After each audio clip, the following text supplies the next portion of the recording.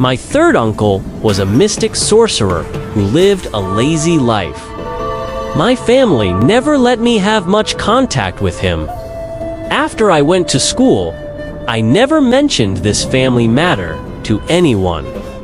That year, I was a freshman, 20 years old, and was sent to visit a mysterious retired professor. Unexpectedly, when we just met, he said something that made me shudder. "You are finally here. I have been waiting for you for 30 years." In 2005, I was a freshman, and the department organized volunteers to visit retired old teachers. For the sake of fairness, the student union organized a lottery, and whoever was drawn would go to visit. I closed my eyes and grabbed a note. When I opened it, I saw a nightmare name written on it: Wei Wenhai. Wei Wenhai is an old professor in the history department. It is said that this person is very weird, and all volunteers are unwilling to say a word to him. They just go through the motions and ask him to sign to prove that they have been there. Before I went, I learned about the situation from a senior brother named Chin from the previous class. He was a volunteer who visited Professor Wei last year.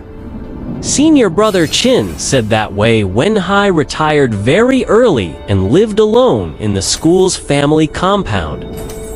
He lived a simple life and took care of himself. He hired a part-time worker to cook for him every day. Apart from this, there was no more information. A few days later, I chose an afternoon without classes and found Professor Wei's home according to the address.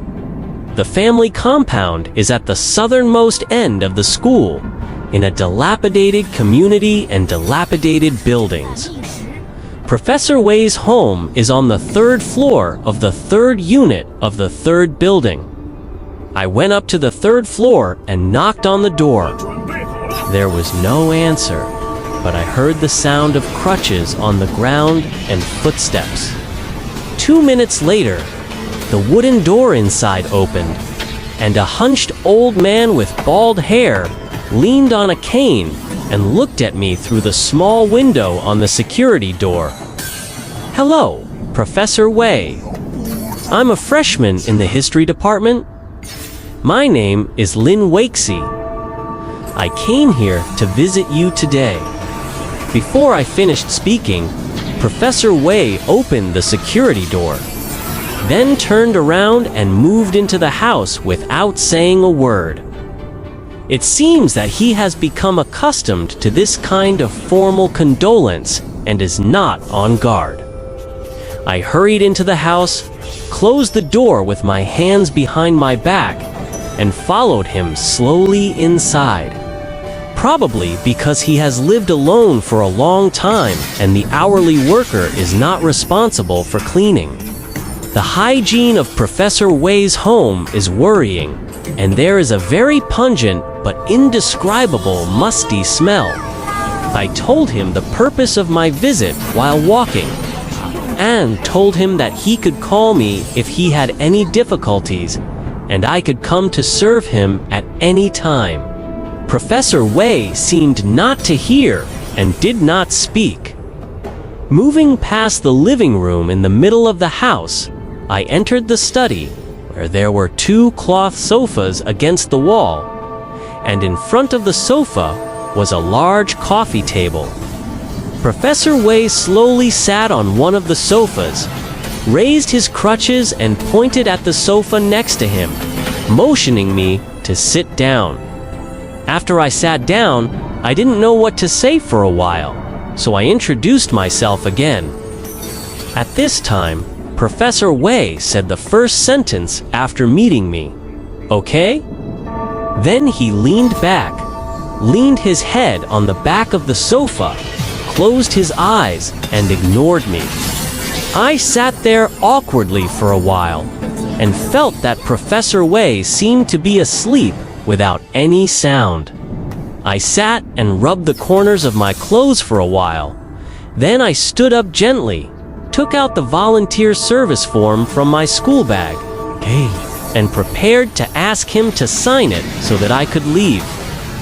Just as I was about to speak, I heard someone open the door outside, and Professor Wei woke up and said that the hourly worker came to cook. I took this opportunity to say goodbye to Professor Wei. He nodded and didn't say much. Knowing that I wanted him to sign, he reached out to take the form from my hand, pressed it on the coffee table, signed it, and handed it to me. And said at the same time, "Keep the form and don't give it to others." I took it and smiled shyly, quickly stuffed it into my bag, breathed a sigh of relief, said thank you, and turned to leave. When I walked past the living room, I saw the hourly worker who had just come in. She was a thin, short woman wearing black clothes, but she looked well-behaved and pretty.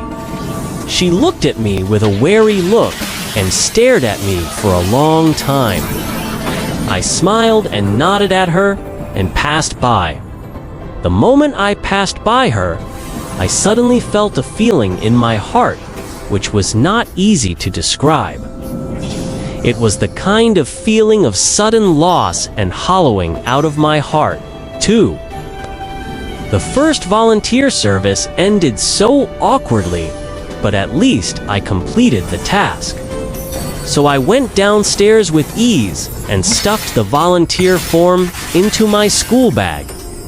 But when I looked down at the watch, I suddenly found that Professor Wei's signature on the form was not his name, but a string of other words. I held up the watch and carefully identified it, and then I roughly saw the line of words, "Born red all over the sky, born red all over the sky." I recited it twice silently, and it felt like a poem, and it sounded familiar. But I couldn't remember which dynasty the poet wrote it. Professor Wei must have used this poem as a pen name. I didn't take it too seriously and continued to walk out of the family compound, but this poem lingered in my mind. When I was born, the sky was full of red. When I was born, the sky was full of red. Remember the 18 lines of the poem?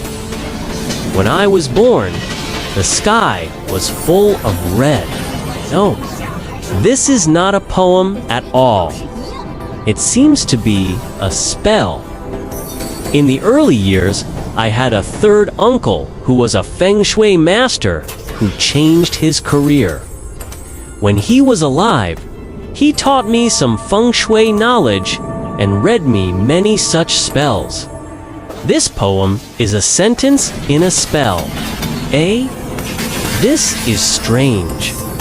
Professor Wei and I have no grudges. Why did he write an incomplete spell on my application form? What did he want to hint at me?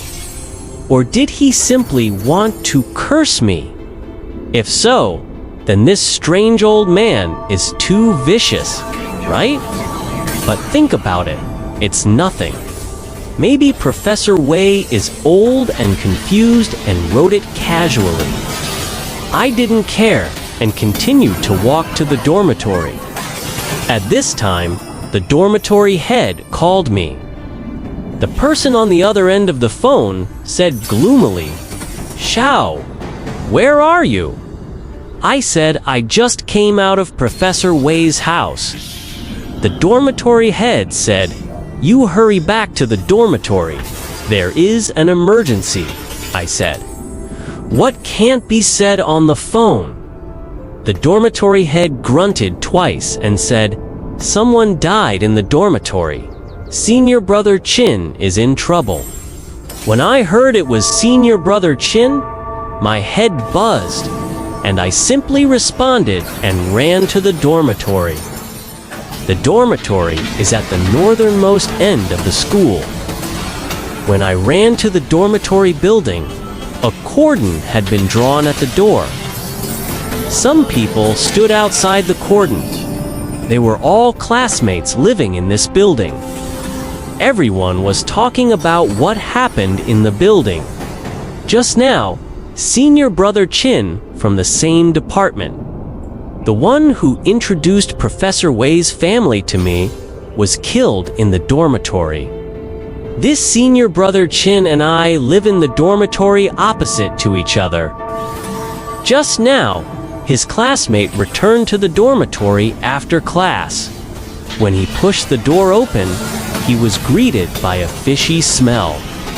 He looked around and found someone lying on the innermost bed with a quilt covering his face. The classmate approached and found that blood was oozing out of the quilt and mattress.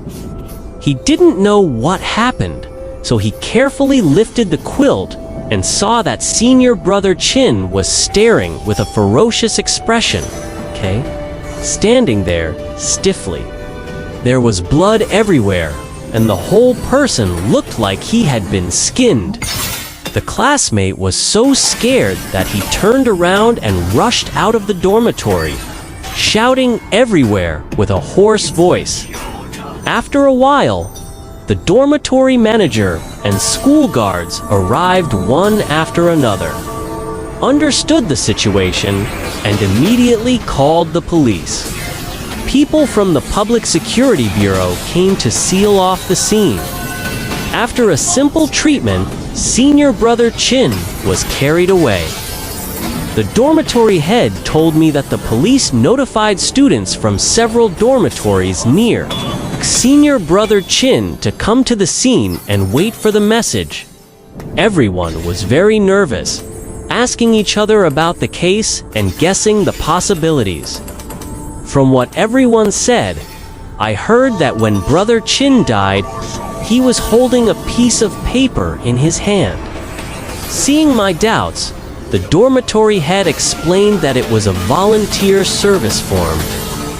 And there was a sentence written on the form, which seemed to be something like, "Red is everywhere when you are alive." I said, "Red is everywhere when you are alive." The dormitory head said, "Yes. How did you know?" I suddenly remembered that the volunteer form in my bag also had this sentence written on it. But I didn't dare to explain it to the... I shook my head and said, "Oh, I read it in a book before. It seems to be a poem by Li Bai by Juji." That night, students from several nearby dormitories were called to the Public Security Bureau for questioning. The police focused on asking who senior brother Chin had been in contact with. What unusual behavior he had recently. And whether anyone knew why he was holding a form in his hand. What did the sentence on the form mean? I don't know how other roommates answered. I answered, no. In fact, when I answered, I struggled for a long time and wanted to tell them about the form in my hand. Although I couldn't be sure what this matter had to do with Professor Wei, from his weird personality, the inexplicable volunteer form, curse on the volunteer form, and especially senior brother Chin had visited Professor Wei last year. Based on these factors, I felt that the death of this senior brother was related to him. At least but it was a bit reluctant. Maybe because of the murder in the dormitory, my mind has been in a mess. When I returned to school, it was already the second half of the night. The dormitory building was blocked, and we each found a place to rest. I had no other place to go for a while, so I wandered around the school. I was walking around, and somehow I came to the school's family compound. When I looked up, I saw that the lights in Professor Wei's house were on. I suddenly thought about whether I should go up and ask about the situation of this spell. After thinking about it for a while, I made up my mind and decided to go back. Professor Wei was very surprised by my second visit. He stood in the door and looked at me suspiciously for a long time before opening the door. After entering the house, I was not so restrained. When I helped Professor Wei to walk into the house, I smiled and said, "Professor Wei, there is no class in the evening. I came to see you." Professor Wei was speechless. "Professor Wei, there was a murder case in the school this afternoon. The deceased was one of my senior brothers who came to see you last year." Professor Wei was speechless. "Professor Wei, why did you sign a poem on the volunteer service form?" Professor Wei was speechless. Professor Wei is the phrase born to be read all over the sky, your pen name. But it doesn't seem to be a poem. If I remember correctly, it sounds more like a spell. After saying this, I clearly felt that Professor Wei's body paused for a moment. But he quickly recovered and continued to walk in, while slowly saying, "How do you know this is a spell?" I said that someone taught me when I was a child. It was a spell. What was the name of the person who taught you? It was my third uncle. I can't remember his name. He is not my real grandfather. Professor Wei walked to the sofa, sat down heavily, sighed deeply, and said, "You are finally here." I was confused, looking at Professor Wei, who seemed to have changed, and said, "What am I finally here?" Professor Wei said, "I have been waiting for you for 30 years. Looking at Professor Wei, who didn't seem to be joking, I felt a little scared and stammered, I am only 20 years old." Professor Wei said, "Listen to me.